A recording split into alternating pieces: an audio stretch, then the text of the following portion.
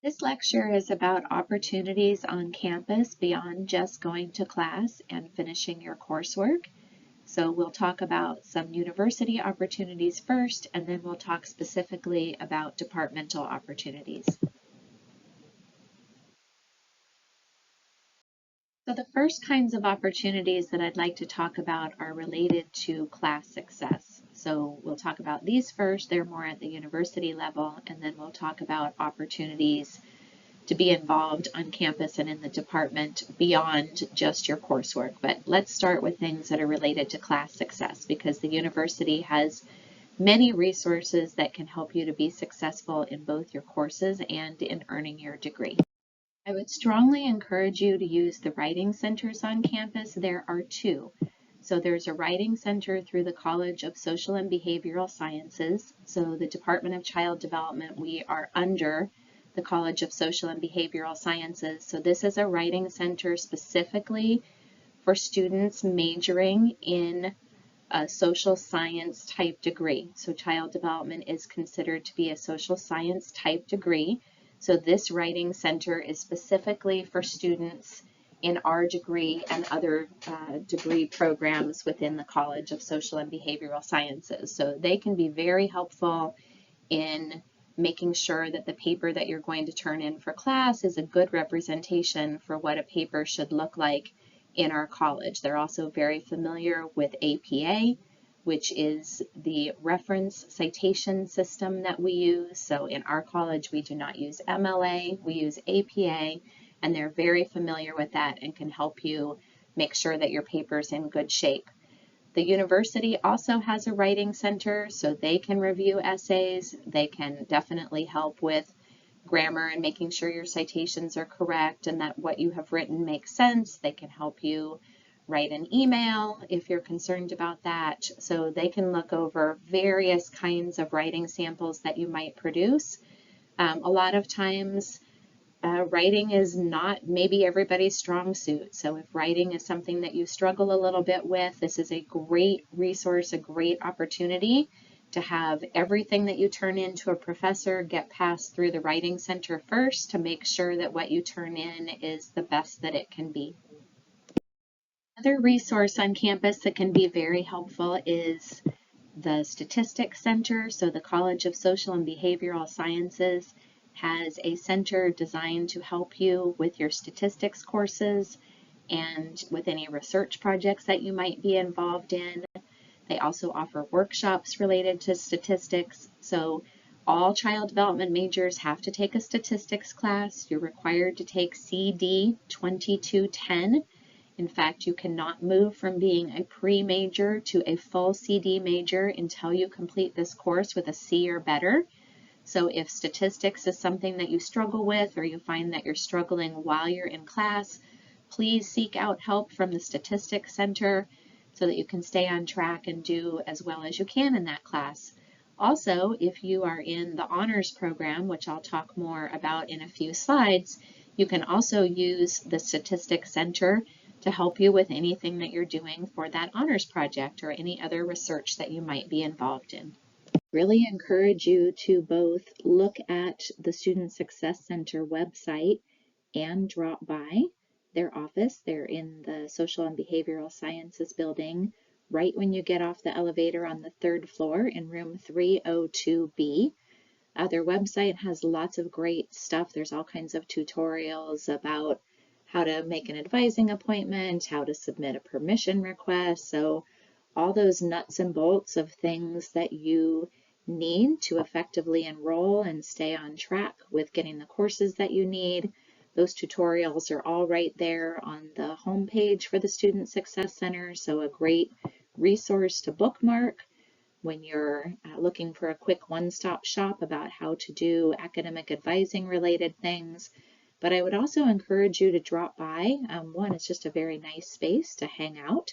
But two, the director, Stephanie Loera, is extremely knowledgeable, particularly about our major. She used to be our designated academic advisor on campus, and she's so good they moved her over to the Student Success Center. So she's actually a great resource just to pop by and ask her questions or chat with her about how the university works. If there are services that you might be interested in, she really knows the campus well and can help you to not only get information that's important to child development, but about the university in general. The library is a very important part of being a college student. You're absolutely going to be required to write papers that require you to have done some research and include different kinds of research articles. So you want to make sure that you are ready to go and can use the library effectively. So I would encourage you to take a look at the library website. They have all kinds of online guides. They have workshops. You can meet with a librarian. So the library has staff that are ready, willing, and able to help you to be able to use the library effectively, to know how to conduct a search for the kind of information that you need for class assignments and papers. So it's really a good idea to look into those things early before you have to write a paper so that you're ready to go and you know how to find the resources that you need. USB has a very active career center, and they encourage students to use their services throughout their entire time at CSUSB. So this might be something that you think, oh, I need to wait until I'm about to graduate and I'm looking for a job, but this is something that you should be doing all throughout your time at Cal State University San Bernardino. So this career center can help you find jobs relevant to your field while you're here as a student. It can help you think about professional careers after you graduate. But there's all kinds of good stuff going on that helps you to build those skills slowly across time so that you're not having to scramble at the end right before graduation. So they have workshops, resume workshops, mock interviews, all kinds of career building skills. They have a closet that has both hygiene items and professional attire that is completely free for students. They can offer 4-year career planning and advice.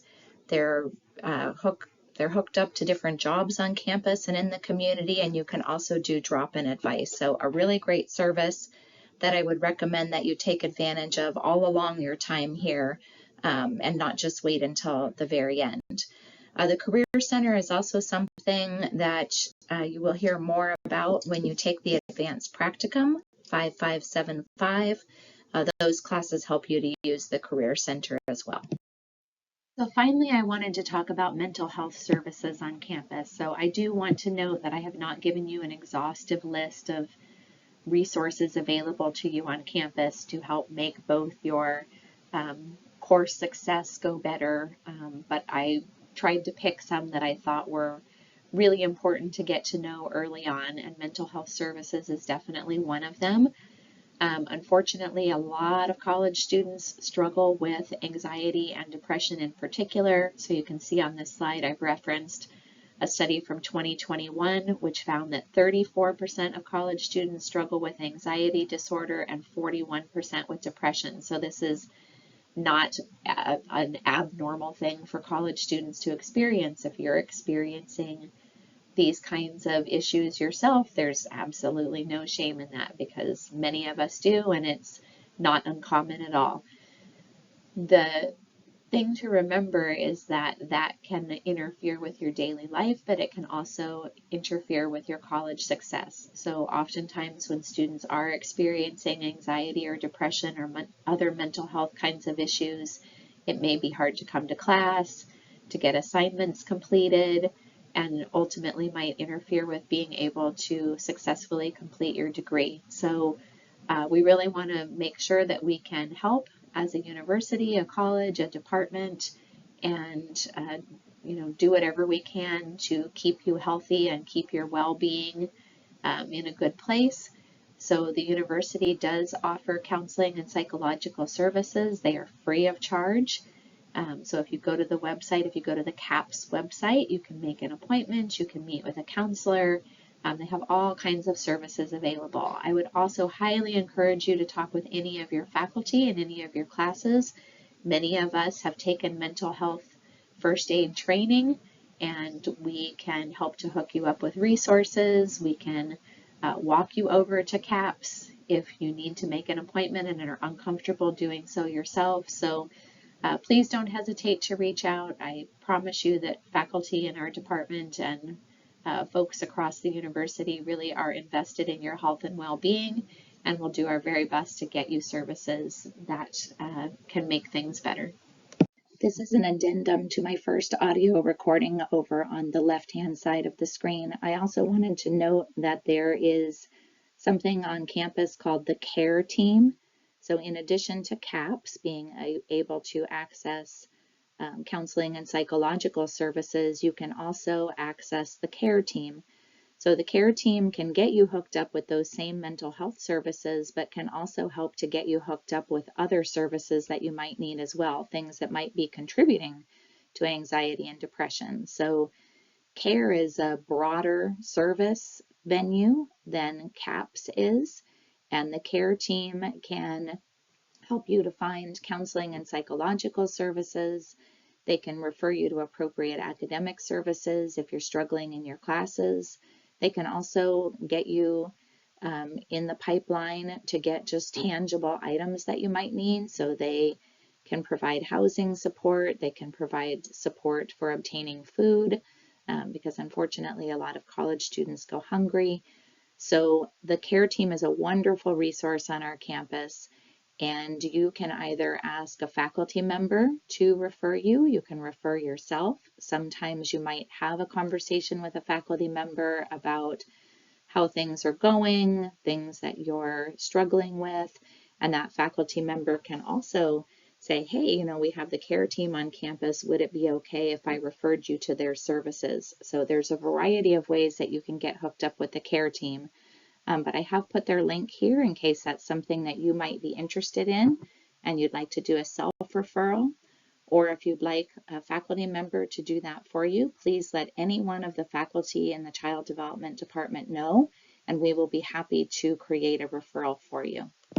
In addition to taking advantage of resources available through the college and the university that can help with your coursework and help you to successfully complete your degree, I would also encourage you to get involved outside of your classes. So there's a lot that goes on a university campus. There's all kinds of fun things. There's things that there's clubs, and there's opportunities to be engaged in different projects that are going on. And it really does make for a better, more fun, more enriched college experience. So you can see that I've listed here that when you do things outside of just going to class and completing a course, it makes you more marketable for graduate school and for job opportunities. When you graduate, it can help you to figure out what you're interested in and what your goals are. So the more things that you get involved with, the more likely you are to figure out what you like and what you don't like, and help make sure that you are taking the right course and completing the right degree and pursuing the right career at the end of the day. It also helps to get you involved with the faculty in our department and across campus, and that is useful for a variety of reasons. One, that faculty member might tell you about opportunities, even more opportunities that are available for you to be engaged in, or they may get to know you better, and then at some point when you need to ask for a letter of recommendation, they know more about you and it's easier to write you a favorable letter that really talks about you personally. And it also just makes college more fun. College can be a great time. There's lots of fun things to do, and the more engaged you are and the more people you meet, the more you will look back on your time in college fondly. So there are all kinds of things going on at the university level. I would encourage you to take a look at the website that I've included on this page, the CSUSB Student Engagement website. It can link you up to all kinds of things across campus, and I'm sure there's a million things that I don't even know exist, but might be interesting to you to get involved with. What I can tell you more about is the things that we have in our department, so in the Department of Child Development, and that's what I'm going to cover in the remaining slides. One thing that you might be interested in the department is we do have an honors program. So this is an opportunity to do research with a faculty member in our department. And as you saw on one of our previous lectures, our faculty are highly involved and almost all have some sort of research program that they are working on. So this is an opportunity to work in a research lab with one of our faculty and to get that kind of research experience. This is great training for graduate school. Again, it's a wonderful way to work more closely with a faculty member, have that person be your mentor. So if you are interested in the honors program, you definitely should take a look at our website and our information about that program. We do have requirements for GPA, so this is a program for students who are doing well in their coursework, because this is additional kind of course material and involvement, so we want to make sure that you're ready for that kind of experience. But if you do qualify for the honors program and you do decide to apply, you would take a course each semester of your junior and your senior year with our honors program instructor, and she tells you all about research and professional development kinds of things. So all kinds of things that you would learn in that seminar. And in addition to that, you'll work for the year in a faculty member's research lab and work for them as a research assistant, and they will have you do all kinds of different tasks to help you to learn more about the research experience. A great opportunity to get involved is our CD club. So in the Department of Child, Adolescent, and Family Studies, we have a club. It is available to students both at the San Bernardino and Palm Desert campuses. The supervisor is Dr. Stacy Morris. She is a wonderful person and a wonderful faculty member, and has done a great job making the club to be exciting and relevant, and lots of activities happening. There are leadership opportunities once you get involved in the club. They do philanthropy kinds of activities. They do fun activities. They table on campus. So there are a variety of ways to be involved in the club. And again, this is open to students at both campuses. So I would greatly encourage you to check out the club. You can look on our website for how to join and more information about what they do. You can follow them on Instagram, and you can also engage with them on Discord, and I've provided that link for you as well.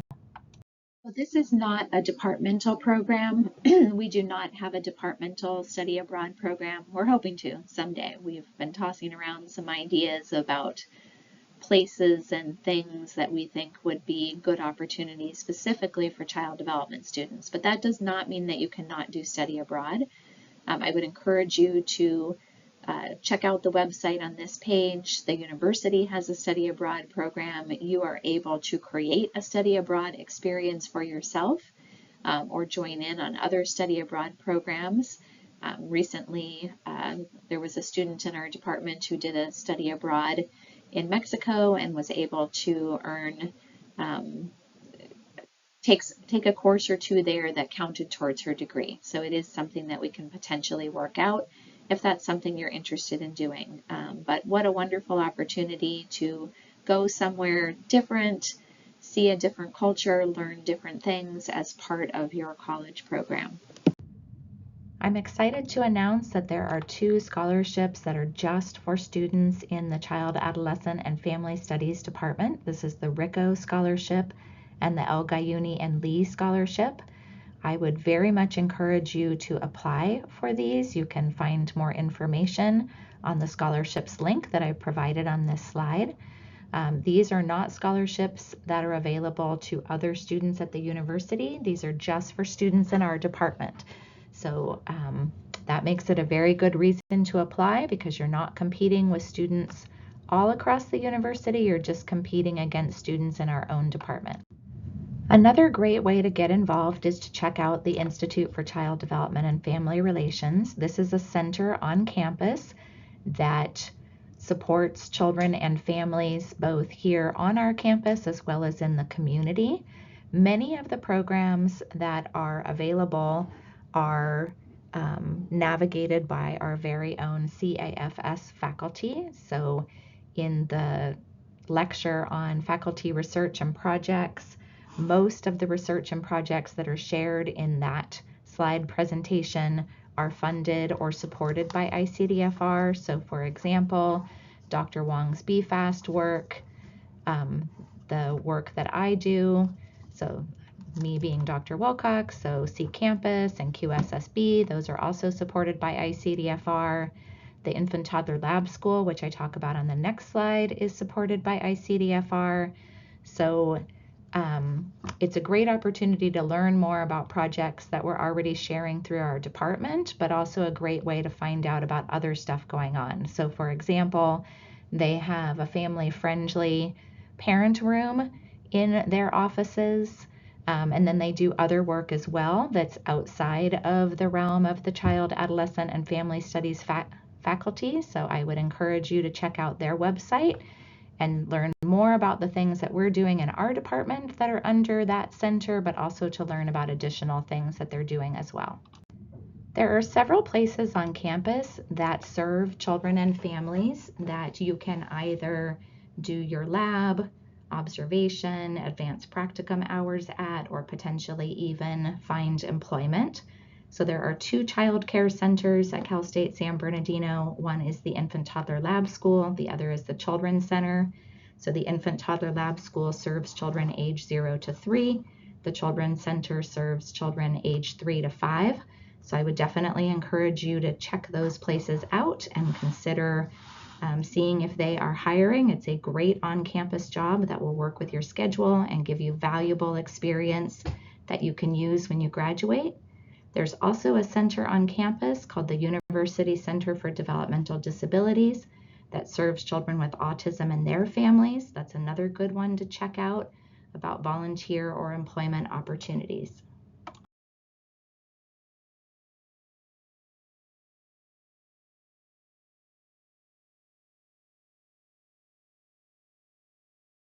And finally, I just wanted to remind you that getting involved in any of these departmental opportunities requires communicating and communicating effectively.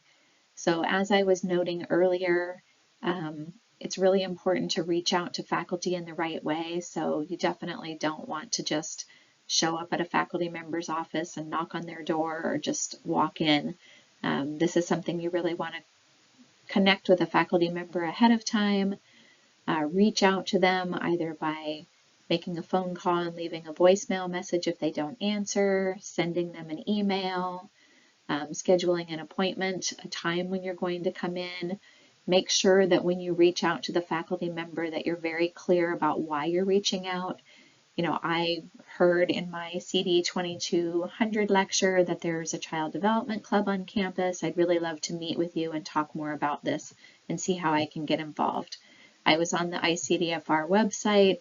I was reading about the BFAST program. This sounds like something that I have a really high interest in. I'd love to sit down and talk more about it and how I can get involved. So just remember to, check what you've written. This is why the Writing Center can even help with emails, because you want to make sure that it's polite and professional and that you're using appropriate grammar, that you're using punctuation where it is needed. So, sometimes we send messages to folks on our phones and we forget to add in all that kind of stuff because we're kind of sending it like a text message. So really think about this in a more formal way, something where you're sitting down at your computer, you're doing a subject line, you're composing a professional, well-written message that clearly explains what it is that you would like to know more about, and then go to that meeting equally prepared, right? Having read the website, have the information you need ahead of time